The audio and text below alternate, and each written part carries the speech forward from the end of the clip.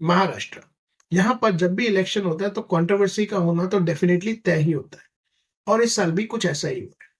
Uddhav Thackeray lead Shiv Sena के MP Arvind Sawant ने Shaina NC जो कि लीडर है शिवसेना की शिंदे ग्रुप की तरफ से, उनके बारे में एक ऐसा रिमार्क पास किया जो कि काफी डेरोगेट। अरविंद सावंत ने शाइना एनसी को इम्पोर्टेड माल कहा जब वो स्टेज पर थे और इसी की वजह से महाराष्ट्र में फिर से एक नई कंट्रोवर्सी आ गई है पॉलिटिक्स के अंदर।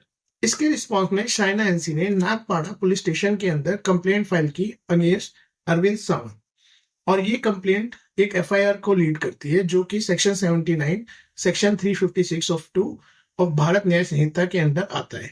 तो समझेंगे क्या है ये पूरा केस और इसमें क्या क्या हुआ इस वीडियो में। तो चलिए शुरू करते हैं। नवंबर 2024 महाराष्ट्र स्टेट इलेक्शन की तरफ अप्रोच कर रहा है और इसी की वजह से महाराष्ट्र में पॉलिटिक्स का माहौल बहुत ज्यादा वार्म है।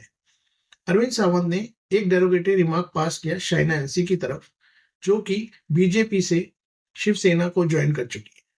बीजेपी से शिवसेना में मूव करना शाइना एनसी का पर्सनल डिसीजन था, पर इस डिसीजन के बाद उनको इम्पोर्टेड माल कहा गया, जिसकी वजह से शाइना एनसी ने ऑफेंस लिया और उन्होंने अरविंद सावंत के साथ साथ महाविकास अघाड़ी के सभी नेताओं को एक्चुअली निशाने पर ले लिया और उनके साइलेंस के ऊपर एक्चुअली सवाल उठाए। महाविकास अघाड़ी एक अलायंस है जो 2019 में बनी थी। इसमें शिवसेना जो कि उद्धव ठाकरे लेड है और नेशनल कांग्रेस पार्टी और इंडियन नेशनल कांग्रेस के बीच में अलायंस हुआ था ताकि बीजेपी को महाराष्ट्र से बाहर निकाला जा सके और इन्हीं सभी नेताओं के अगेंस्ट में शाइना एनसी ने एक्चुअली सवाल उठाया है। महाविकास अघाड़ी की भी अपनी एक हिस्ट्री है जो कि बहुत ही इंटरेस्टिंग है।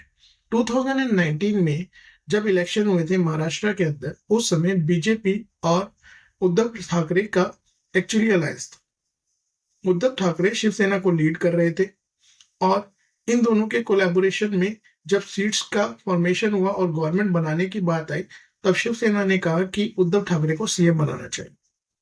हाउएवर बीजेपी ने इस डिमांड को रिजेक्ट कर दिया, जिसकी वजह से उद्धव ठाकरे ने शिवसेना का अलायंस कर लिया इंडियन नेशनल कांग्रेस के साथ और नेशनल कांग्रेस पार्टी के साथ। महाराष्ट्र विकास आघाड़ी के नाम पे ये सरकार चलाई जाएगी।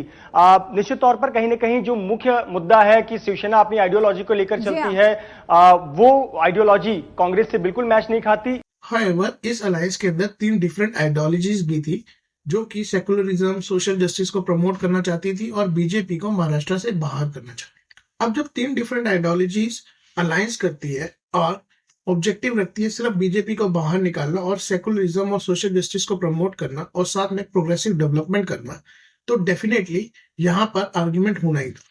वही हुआ 2022 में, जहां पर एकनाथ शिंदे ने अपने फैक्शन को लेकर शिवसेना से नाता तोड़ लिया और अपनी शिवसेना को खुद लीड करने लगे और बीजेपी के साथ जाके कोलैबोरेशन कर।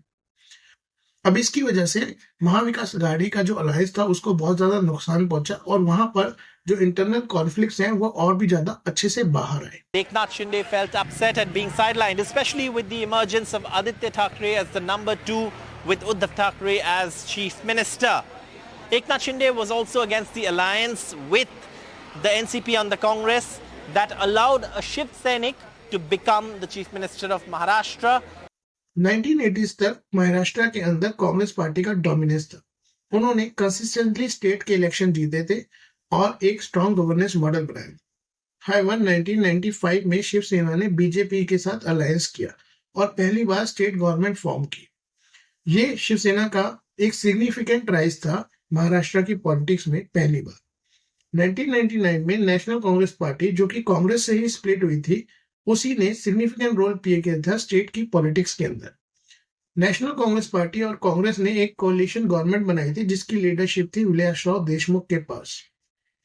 अब 1999 के बाद 2004 और 2009 में भी कांग्रेस और एनसीपी फिर से पावर में आए थे महाराष्ट्र के अंदर। इन्होंने एक स्ट्रॉन्ग गवर्नेंस दिया था और बहुत सारे चैलेंजेस को एड्रेस किया। हाउएवर 2014 में असली ड्रामा स्टार्ट, जब बीजेपी ने एक मेजर ब्रेक थ्रू लिया और उन्होंने हाईएस्ट सीटें विन की स्टेट असेंबली इलेक्शन में महाराष्ट्र की। बीजेपी ने यहाँ पर देवेंद्र फडणवीस को चीफ मिनिस्टर बनाया और यहीं से शुरुआत हुई महाराष्ट्र के पॉलिटिकल डायनामिक्स की। जिसको बीजेपी ने अब तक सिग्निफिकेंटली इन्फ्लुएंस किया है। और 2019 और 2022 को तो हम जानते ही हैं, जहां पर 2019 में महाविकास अघाड़ी का फॉर्मेशन करना पड़ा उद्धव ठाकरे को अपनी सीट को बचाने के लिए। वहीं पर 2022 में एकनाथ शिंदे ने एक्चुअली उस ग्रुप को छोड़ के बीजेपी के साथ अलायंस किया और फिर उसके बाद उद्धव ठाकरे रिजाइन कर गए और एकनाथ शिंदे सीएम बन गए महाराष्ट्र की श्री एकनाथ शिंदे साहेब यांना भारतीय जनता पार्टी समर्थन देईल आणि श्री एकनाथ शिंदे हे मुख्यमंत्री होतील.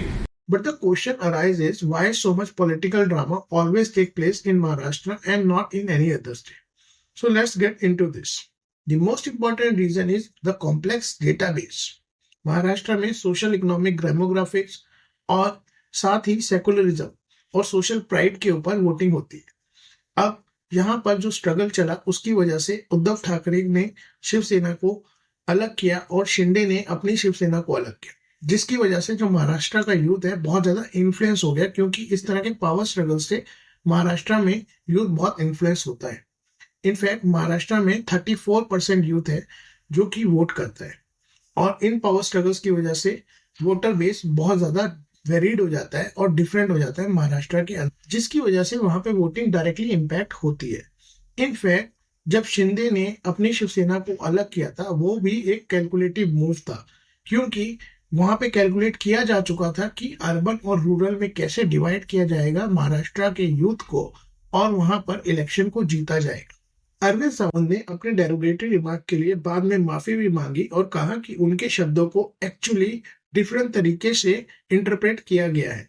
हाउएवर इसके बाद नेशनल कमीशन फॉर वुमेन ने कहा कि ये एक्सट्रीमली डिसरिस्पेक्टफुल है और इलेक्शन कमीशन को इसके लिए अरविंद सावंत के ऊपर एक्चुअली केस करना चाहिए और कोई स्ट्रॉन्ग एक्शन लेना चाहिए। उनकी हालत देखो ना भैया, जिंदगी भर वो भाजपा में रही, अब कहीं नहीं तो इनके दूसरे पार्टी में गई और ये इम्पोर्टेड नहीं चलता, यहाँ इम्पोर्टेड माल नहीं चलता हमारे यहाँ। हाउएवर क्वेश्चन तो ये उठता है कि अरविंद सावंत की इस डेरोगेटरी रिमार्क के बाद महाराष्ट्र की पॉलिटिक्स में कोई डेकोरम बचा भी है कि नहीं। इनफैक्ट ऐसे डिग्रेडेड रिमार्क्स के बाद क्या इन्फैक्ट होता है सोसाइटी के ऊपर, उसका बहुत इंपॉर्टेंट स्टडी है हार्वर्ड और येल जैसे इंस्टीट्यूट की तरफ से। हार्वर्ड और येल्स की स्टडी बताती है कि पॉलिटिकल स्टेबिलिटी और पॉलिटिकली रिस्पेक्टफुल बिहेवियर की वजह से पब्लिक का ट्रस्ट बढ़ता है एक इकोनॉमी के अंदर, जिसकी वजह से उस इकोनॉमी का जीडीपी बढ़ता है और कॉन्फिडेंस बढ़ता है पब्लिक का गवर्नेंस के ऊपर। हाउएवर अगर ऐसे डेरोगेटरी रिमार्क्स पास होते हैं और एक डिसरिस्पेक्टफुल बिहेवियर यूज किया जाता है तो उसकी वजह से लॉन्ग टर्म में पब्लिक के ओपिनियन अपनी इकोनॉमी को लेकर एक्चुअली डाउन कर सकते हैं, उनका ट्रस्ट फॉल कर सकता है और ओवरऑल एक स्टेट का जीडीपी भी डाउन जा सकता है। एफआईआर दर्ज हुआ है section 79, section 356(2) outraging the modesty of a woman और साथ साथ डेफेमेशन, क्योंकि उन्होंने गलत शब्दों का इस्तेमाल किया। मैं किसी की माल नहीं हूं और यहाँ आए हैं सक्रिय रूप से काम करने के लिए। अब इस टॉपिक के ऊपर ये वीडियो बनाना इसलिए भी जरूरी था क्योंकि अगर हम एक पिछले कुछ सालों का एनालिसिस करें और महाराष्ट्र के ट्रेंड को नोटिस करें तो वहां पर इस तरह के पॉलिटिकल वर्ड्स और कंट्रोवर्सी बार बार हुई है जब भी इलेक्शन पास नहीं है। महाराष्ट्र एक बहुत इंपॉर्टेंट स्टेट है इंडिया का, यहाँ पर 8 to 9% ऑफ जीडीपी बनता है इंडिया का। यहाँ पर फाइनेंस की और मैन्युफैक्चरिंग की चीजें हैं, जिसकी वजह से ये स्टेट बहुत ज्यादा इंपॉर्टेंट है। अगर यहाँ पर पॉलिटिकल रिमार्क इस तरह से ही डिग्रेड होते रहते हैं तो इन्वेस्टर्स के सेंटिमेंट्स भी हर्ट हो सकते हैं, जिसकी वजह से यूथ एम्प्लॉयमेंट पे बात आ सकती है और रूरल डिस्ट्रेस भी आ सकता है। इसकी वजह से ही जरूरी था कि इस बात को बोलना चाहिए। महाराष्ट्र के यूथ के लिए ये समझना बहुत जरूरी है कि लॉन्ग टर्म में स्टेबिलिटी तभी आएगी जब एक पॉलिटिकल डेकोरम को मेंटेन किया जाए और म्यूचुअल रिस्पेक्ट को रखा जाए और इंटीग्रिटीज को एक्चुअली बिलो द बेल्ट नहीं जाने दिया जाए। सवाल ये उठता है कि क्या ये सिर्फ एक स्टेटमेंट की बात है, क्या सिर्फ ये एक पॉलिटिकल कंट्रोवर्सी? वेल, मेरे ओपिनियन में ये एक पॉलिटिकल कंट्रोवर्सी नहीं है, ये इससे बहुत ज्यादा जरूरी बात है। ये बात है इंटीग्रिटी की, डेकोरम की। आपको क्या लगता है? क्या आपको लगता है शाइना एनसी ने रिस्पांस में कंप्लेंट लॉन्च करके बिल्कुल ठीक किया? Do let us know in the comment section. And I see you in the next video. Thank you. है।